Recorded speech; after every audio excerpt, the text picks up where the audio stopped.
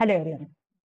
सध्या तर अनेकांना तासनतास लॅपटॉप, मोबाईल तसेच कॉम्प्युटर स्क्रीन समोर बसून सतत काम करावे लागते. त्यामुळे काय होतं, डोळ्यांवर ताण येतो.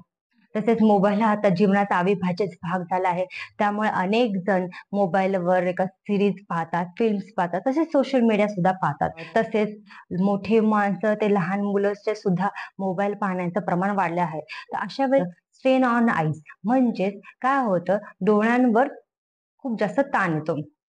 तर अशा वेळी काय होऊ शकतं, स्ट्रेन ऑन आईजमुळे काय होतं, डोळे कोरडे होतात, तसेच डोळ्यांवर खाज येते व डोळ्यांची जळजळ होते. यावर काय काळजी घेऊ शकतो आपण? यावर तुम्ही काय करू शकतात, की जर तुम्ही लॅपटॉप, मोबाईल वापर जास्त करत असाल, तर तुम्ही अर्ध्या-अर्ध्या तासाने ब्रेक घेऊ शकतात.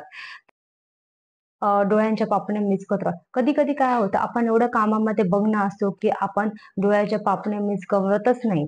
त्यामुळे सुद्धा आपले डोळे कोरडे होतात.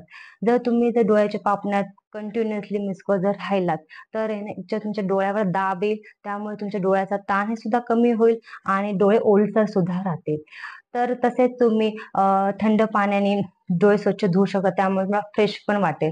जर फोन किंवा लॅपटॉप जर तुम्ही वापरत असाल, तर स्क्रीन लाईट जो आहे तो योग्य प्रमाणात ठेवा. तसेच मोठ्या प्रकाशामध्ये तुम्ही वर्किंग करू शकतात. जर लाईटचं प्रमाण जर कमी असेल, लाइटिंग जर कमी असेल, तर डोळ्यांवर जास्त ताण येऊ शकतो. तसेच काही एक्सरसाइज आहे ते तुम्ही चार्टमध्ये फॉलो करू शकतात.